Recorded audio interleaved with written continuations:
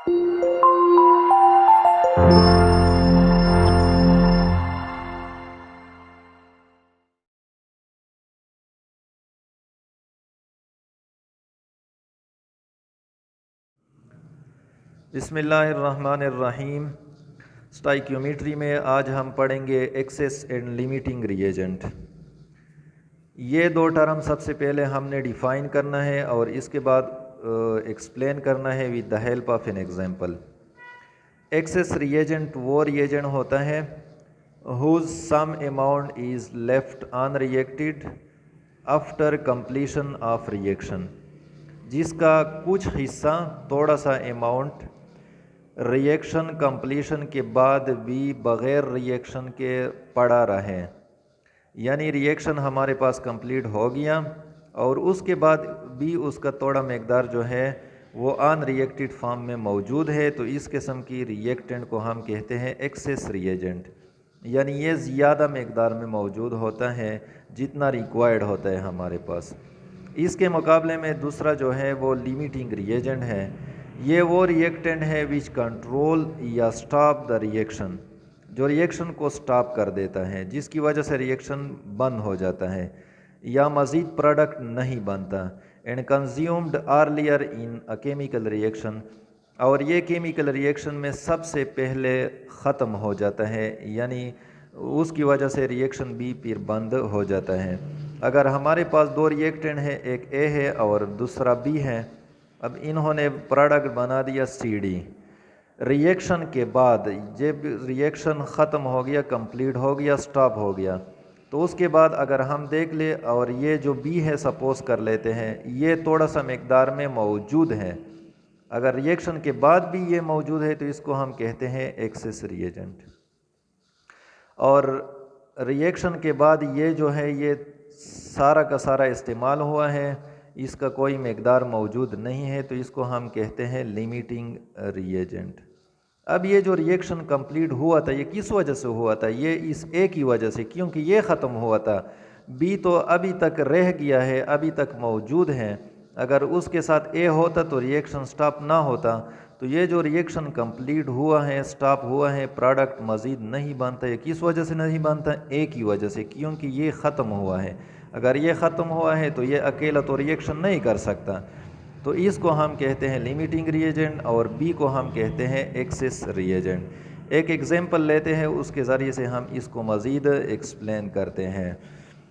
Students, अगर हम H2 hydrogen ले लें और उसके साथ ऑक्सीजन, तो ये जब रिएक्शन कर लेता है तो ये H2O बना लेता है। तो स्टाइक्योमेट्रिक कैलकुलेशन में सबसे पहले हमने ये देखना होता है कि ये रिएक्शन बैलेंस है कि नहीं है। हाइड्रोजन इस साइड पे 2 है और इस साइड पे भी 2 है, ये तो बैलेंस है।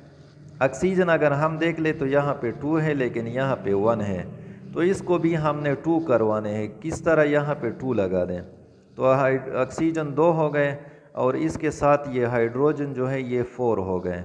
तो यहाँ पे 2 हाइड्रोजन है तो यहाँ पे 2 हम लगा देते हैं ताकि ये भी 4 हो जाए। तो 4 हाइड्रोजन इस साइड पे हो गए और 4 हाइड्रोजन इस साइड पे। ऑक्सीजन 2 है यहाँ पे और इस साइड पे ऑक्सीजन 2 है। तो अब ये बैलेंस केमिकल रिएक्शन हो गया। अब इससे अगर हम कैलकुलेशन करते हैं तो इसको कहते हैं स्टाइक्योमेट्रिक कैलकुलेशन, और इनका जो मकदार है रिएक्टेंट का और प्रोडक्ट का उसको कहते हैं स्टाइक्योमेट्रिक अमाउंट, क्योंकि ये एक बैलेंस केमिकल रिएक्शन है। तो किस तरह हम करते हैं? ये रिएक्शन हमें बताता है कि 2 मोल हाइड्रोजन ये रिएक्शन करेगा 1 मोल ऑक्सीजन के साथ और ये फिर बना देगा 2 मोल H2O। ये रिएक्शन हमें बताता है। और दूसरी शक्ल में भी हम इसको लिख सकते हैं। किस तरह? यहाँ पे 2 हाइड्रोजन है और एक हाइड्रोजन का एटॉमिक मास 1 है, तो यहाँ पे 2 इंटू 2 एटॉमिक मास के साथ मल्टीप्लाई कर ले तो इससे आएगा 4 ग्राम। ये हाइड्रोजन रिक्वायर्ड है 32 ग्राम ऑक्सीजन के साथ। किस तरह 32 ग्राम आ गया? एक ऑक्सीजन का मॉलिक्यूलर एटॉमिक मास है 16 और यहाँ पे 2 है, तो 16 2 32 ग्राम। ये बना देगा 36 ग्राम H2O। किस तरह 36 बनाएगा? एक H2O मालिक्यूल का मालिकुलर मास है 18 और यहाँ पे 2 मालिक्यूल हैं, तो 2 मल्टीप्लाइड बाई 18, इससे हमारे पास आता है 36 ग्राम। तो ये जो अमाउंट है 4 ग्राम, 32 ग्राम और 36 ग्राम, इसको हम कहते हैं स्टाइक्योमेट्रिक अमाउंट। स्टाइक्योमेट्रिक अमाउंट ये वो मकदार है जिसको हमने बैलेंस केमिकल रिएक्शन से कैलकुलेट किया है। अब अगर हम इस तरह कर ले किसी भी वजह से कि इस 4 ग्राम हाइड्रोजन के साथ हम ले लें 40 ग्राम ऑक्सीजन, तो ये बना देगा फिर 36 ग्राम ऑफ H2O। इससे ज़्यादा नहीं बनाएगा। क्यों नहीं बनाएगा? क्योंकि 4 ग्राम के लिए दरकार है 32 ग्राम। जब ये 32 ग्राम इस्तेमाल हो जाए ऑक्सीजन, तो इसके साथ ये 4 ग्राम ख़त्म हो जाएगा, तो यहाँ पे ऑक्सीजन जो है वो 8 ग्राम बाकी रह जाएगा बग़ैर रिएक्शन के।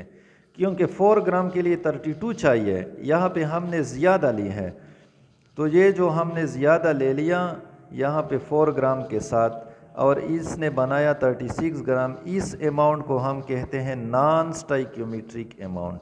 नॉन स्टाइक्योमेट्रिक अमाउंट ये वो मकदार है जो हमने बैलेंस केमिकल रिएक्शन के मुताबिक नहीं ली है, उससे ज़्यादा या कम ली है, इसलिए हम कहते हैं नॉन स्टाइक्योमेट्रिक अमाउंट।